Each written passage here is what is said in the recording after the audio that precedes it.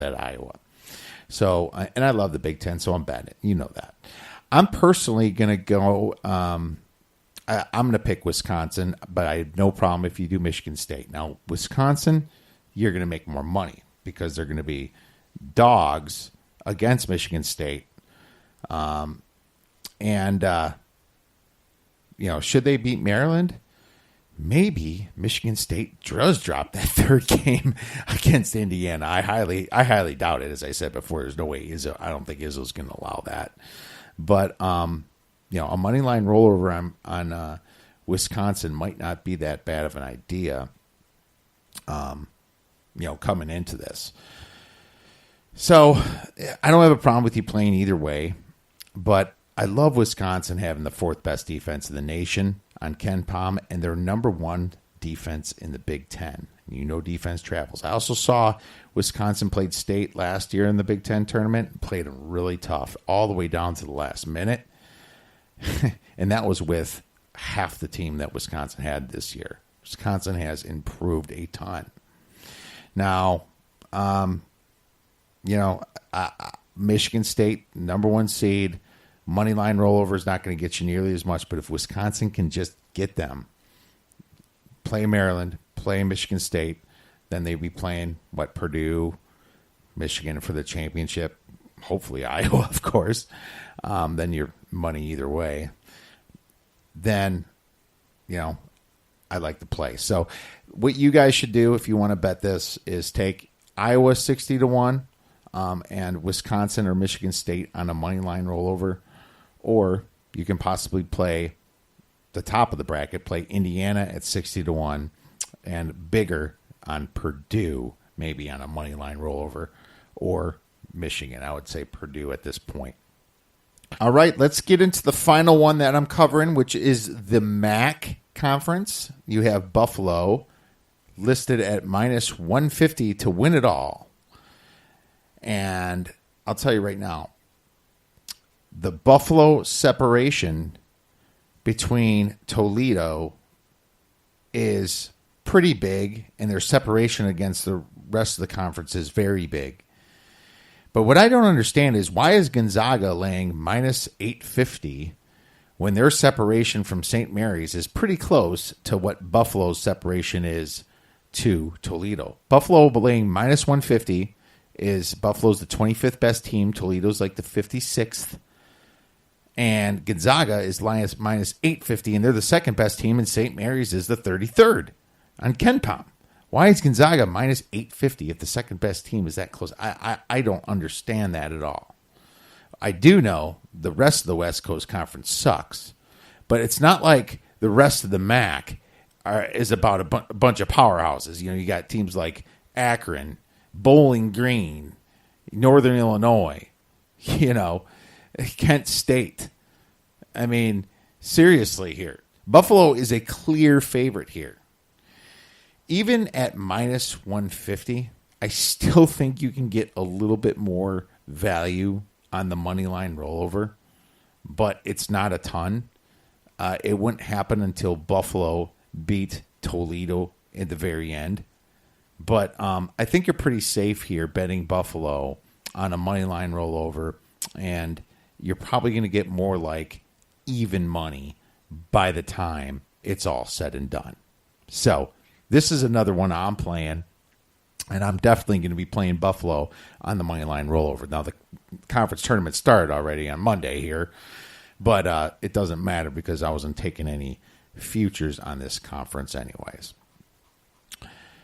It's time to get into our next three conferences, Pac-12, ACC, and, of course, the Big East with our Big East specialist, Mr. Dan Everett.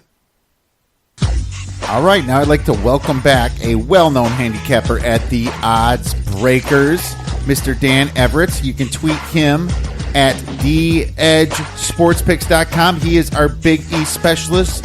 You can also find him on YouTube. How you doing, Dan? I'm doing great. We're back to tournament time. How are you? Fantastic and crazy busy. There's just so much going on right now. Had to kind of blow off a little bit of today's handicap and just prepping this podcast and the conference tournament. Gave out a few leans there look like are hitting. Probably if I spent more time on them, I might have been able to put some plays in, but I didn't even play any of these myself. But that's how it is, man. After today, we'll be rolling here. But can't wait to get into these conferences here. You're the Big East man. Have you looked at the odds? Have you looked at any of the futures? Have you any thoughts on this conference tournament? Yeah, so I've looked at it. I've gotten the Caesar Palace odds from Vegas that aren't looking too bad, but they're not looking that great for the top-heavy teams, Villanova and Marquette. You can get Villanova right now at 2-1, Marquette at 3-1, but there's really no value in that. I mean, you can just do a money line rollover with those teams if you want to roll with them. Marquette's been having a rough go of it lately, so hopefully they can get it turned around for the tournament time, but we'll see how that goes. Speaking about Marquette, is there something wrong with Howard? He's the best player in the Big East, I think, right? Isn't he? Maybe Simon? But he's one of the best in the Big East. He might have a little bit of a nagging injury from back in January when he hurt his back, but I don't think it's too much the injury. He's been putting up his normal 25 to 35 points a game. It's just Marquette right now is dealing with a lot of turnover issues, and they're not really playing as a team as much as they should be. Also, their defense is lacking. They've been allowing close to 46% field goal percentage for the other teams lately, and that's just not going to get it done, especially in the Big East. It's sad the way they're coming into this tournament, losing 4 games in a row. I mean, I understand at Villanova, but against Creighton, Seton Hall, and Georgetown, 2 of those games at home, Creighton and Seton Hall, I have no idea why they melted so much, man. And then you see them at only 3-1. God, yeah, so personally, I would only think about them as a money line roller. Do you see any value in some of the odds here, since this is kind of more of up in the air, this tournament? Yeah, so I think the tournament sets up best right now is for Seton Hall at 8-1. They're kind of set into the quarterfinal game against Georgetown. They've handled Georgetown pretty easily the 2 games that they've played. I think they might have lost one in double overtime, but they were right there with that one. They get whoever comes out of the St. John's DePaul game, and then the Marquette and whoever wins that St. John's game. So if they get Marquette, they've already beaten them this season. If they get St. John's or DePaul, I think it sets up pretty well for them. St. John's isn't that great this year. They had a great start to the season, but they've kind of wound down a little bit as the season went on. As long as they can contain Shamari Pons, then you pretty much are beating St. John's at this point. Right now, you can get Creighton at 6-1 or Xavier at 10-1. It sets up decently for them as well. They're both in the quarterfinal match. The bad thing about that is you're getting 2 of the hottest teams in the Big East that are playing each other in that quarterfinal matchup. So it's kind of a toss-up as to what team you want to take out of there. Personally, I'd lean towards Creighton. They've won their last 4, and I like what they're doing here lately. They've also been 3-0 on a neutral court this season, where Xavier's only 1-2. So that would be my lean coming out of there. And I think Xavier and Creighton can play right along with Villanova. I don't see Providence or Butler getting past Villanova at the quarterfinal. Yeah, that's kind of what I was thinking too. Are you going to play any of these futures, or are you going to just kind of play the games? The 2 that I might play, I'm probably going to play the Seton Hall at 8-1, just because the way that the bracket sets up for them, and they've had success against Marquette and Villanova, the top 2 teams. So I think realistically, they probably have one of the better shots outside of the top 2 to actually win it. I think I'm going to stay off of the rest of them and just play the games. I'm not, and I'm not too far off your thought, but I'm picking a different team. And, like we said, this conference is up in the air. Looking the way Nova finished, looking the way Marquette finished. They're in the tournament too, right? Marquette and Nova do not have to win this. So they don't. They're already locked in. Yeah. There's a motivational aspect to that. Now that Seton Hall had that nice finish against Marquette, I think they're in. I think they're not a bubble team, even if they lose a game. Even if they lose their first game here, I think Seton Hall's in. So they have some pretty good odds. But They all do. If you look to see what's going on. I mean, there's not a ton of people in this conference. That's why your worst team at DePaul is 60-1, and there's players that are playing that.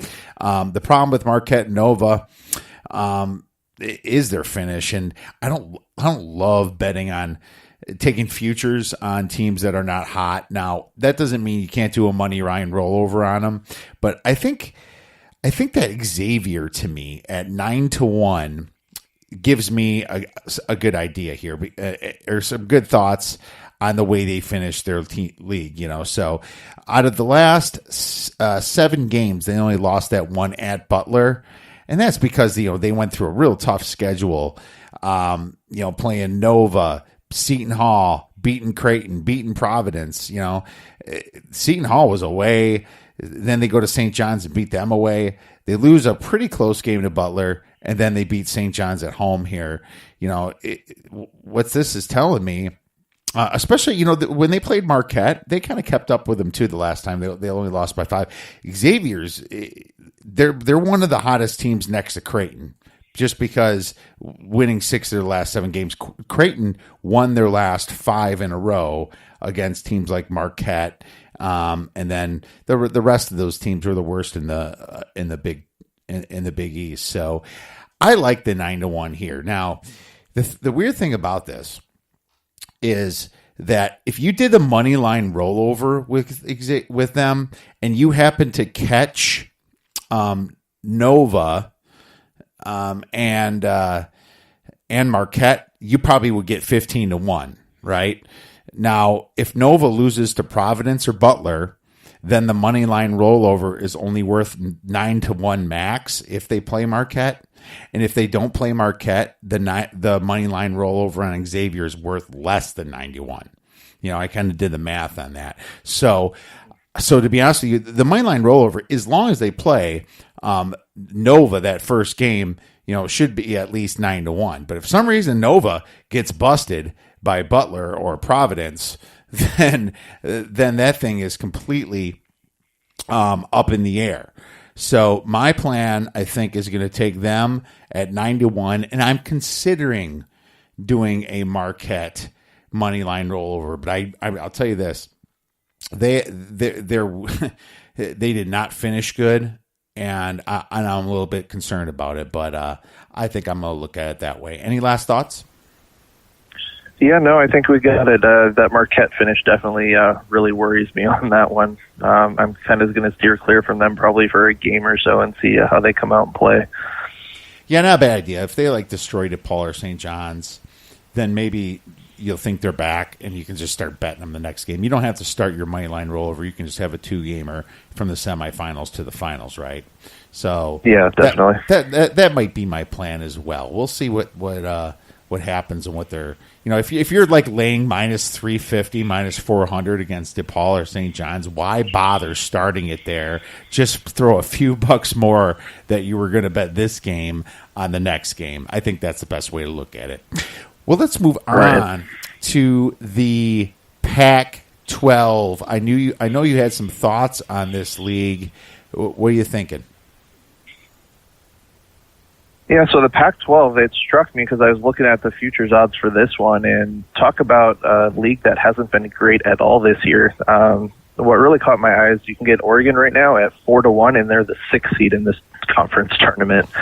So they're going to have to go about 4 games in 4 days to actually win the thing, and they're going to have to go through Washington State, Utah, and probably Arizona State to get to the final. So that's what caught my eye on this one. I think a couple sleeper teams in this one that you can look at would probably be Colorado is one, and then Arizona State. You can get Colorado at 6-1, Arizona State at 5-1 right now. There's not huge value there, but I think Arizona State gets you at least to the semifinals, if not the championship game, especially since Oregon has to play an extra game. Colorado kind of lines up well. They get Cal the first game, which that should be a pretty easy game for them. They should be able to rest some of their guys.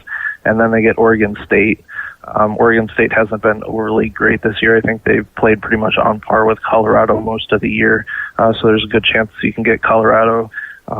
taking on either Washington, USC, or Arizona in that semifinal, and they could get by them as well. So